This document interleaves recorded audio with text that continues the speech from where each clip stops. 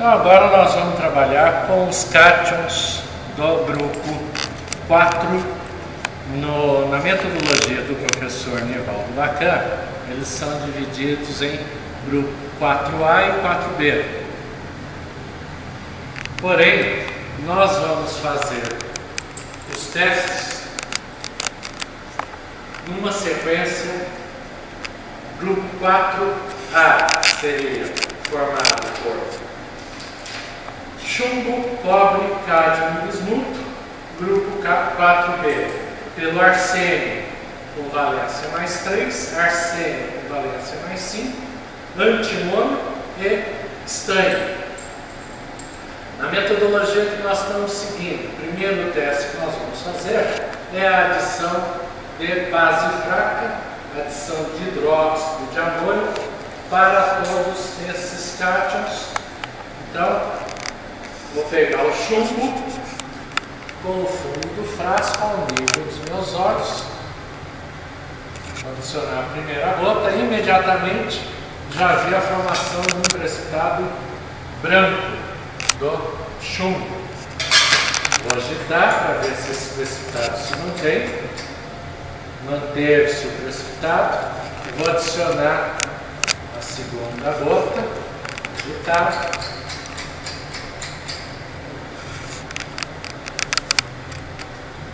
Terceira, quarta, quinta. Adicionei 5 gotas para garantir excesso de base fraca, excesso de hidróxido de amônio, e o precipitado se mantém para o chumbo. Vamos ver o que acontece com o cobre. O cobre é essa solução azul muito clara. Vamos ver o que acontece quando adicionar uma gota de hidróxido de amônio. Imediatamente formou um precipitado azul bastante intenso. Vamos agitar. O precipitado continua aqui, a solução está turva, e turvação quer dizer existência de precipitado, existência de material insolúvel no meio reacional. À medida que eu adicionei excesso do reagente, excesso da base fraca, esse precipitado foi solubilizado, dando uma solução azul intenso para o cobre. Vamos ver o comportamento do cádmio com a base fraca com o hidróxido de amônio.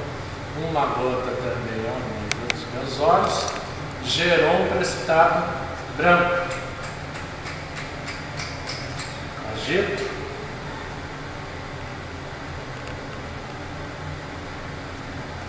E o excesso de base fraca dissolve aquele precipitado formado para o cádmio.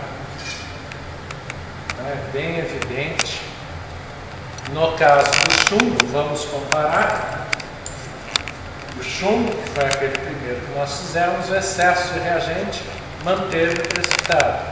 No cádmio, o precipitado branco que foi formado foi dissolvido. Vamos ao bismuto. Vou colocar uma gota ao nível dos meus olhos. Também gerou um precipitado branco.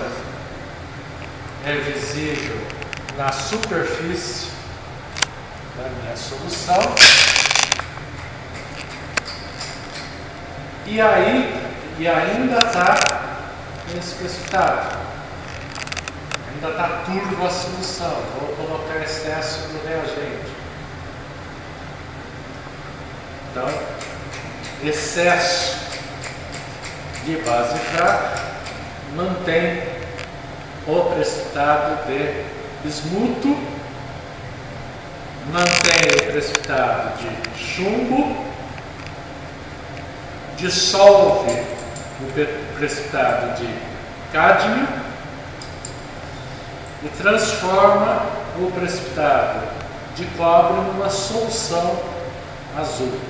Então, essas informações já são um primeiro passo para que se tenha a caracterização de cada um dos cátions. Esses foram os cátions do chamado grupo 4A.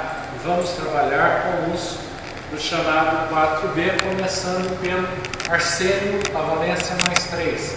Adicionar uma gota sem reação aparente, uma gota de hidróxido amônio,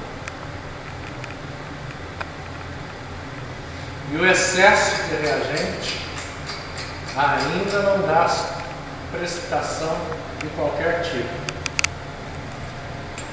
Vamos ver o arsênio com a valência mais 5. Não gerou precipitado, uma gota.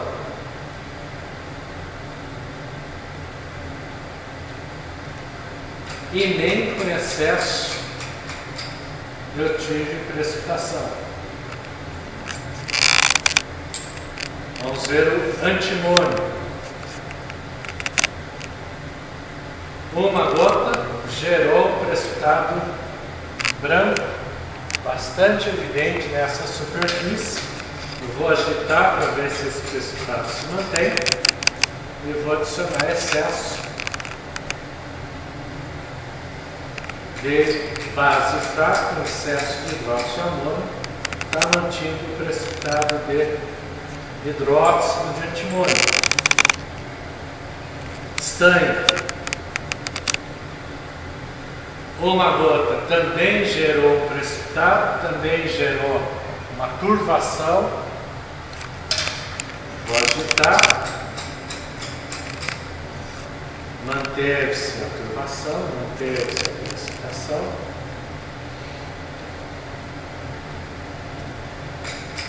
E o excesso de base fraca também mantém o precipitado de hidróxido de estanho. Esse foi o teste com a base fraca. Vamos ver a reatividade desses cátions com a base fraca, forte, com o hidróxido de sódio. Começando de novo pelo chumbo.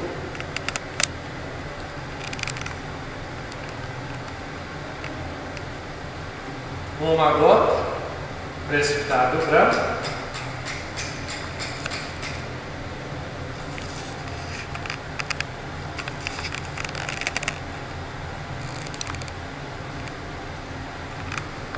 E esse precipitado branco, pelo excesso da base forte, ele é solubilizado com excesso de base forte. Com a base fraca, esse precipitado se manteve. Com excesso de base fraca, esse precipitado se manteve. Com excesso de base forte, o precipitado foi dissolvido. Vamos ao plano.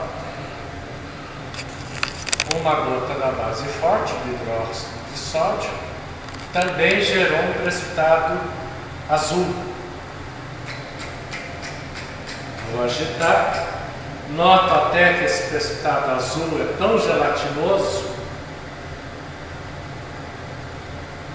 que ele está todo grudado na parede do tubo de centrífugo. Vou colocar excesso para ver se esse precipitado se dissolve ou não.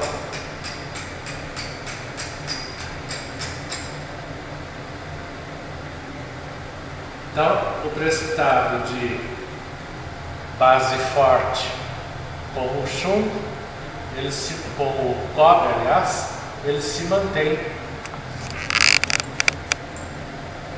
Vamos ver o que acontece com o cádmio. A base forte,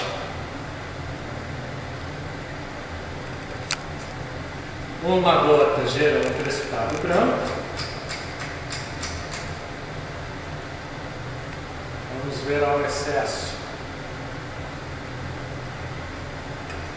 E o excesso da base forte mantém o precipitado de cádmio. bismuto.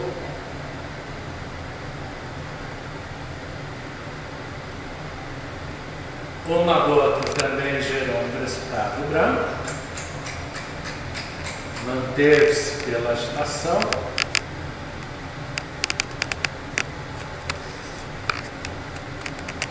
E também manteve-se com excesso de reagente. Então, esses foram os do grupo 4A. Vamos ver do grupo 4B, o arsênio 3. Ele não tinha dado precipitado com a base fraca, com amônio. Também não está gerando precipitado com a base forte. Também não gera precipitado com a base forte. Assim como aconteceu com a base fraca. Vamos ver o arsênio 5. Também não gerou precipitado com a base forte.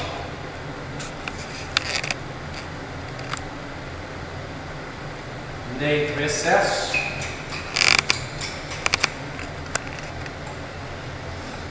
E essa situação do arsênio não gerar precipitado nem com a base fraca, nem com a base forte, gera um problema nessa metodologia que nós estamos seguindo. Quem não gerava precipitado nem com base fraca, nem com base forte, a princípio eram os cátions do grupo 1, sódio, potássio e amônio. Então, depois nós vamos ter que fazer alguma reação para a diferenciação perfeita desse arsênio. Então, agora o antimônio, o SB, vamos ver o que acontece com uma gota da base forte, precipitado branco, e se mantém pela agitação.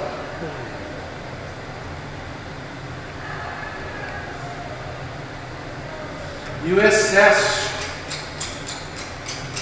da base forte solubiliza o precipitado de antimônio, o que não tinha acontecido com o antimônio à base fraca, com hidróxido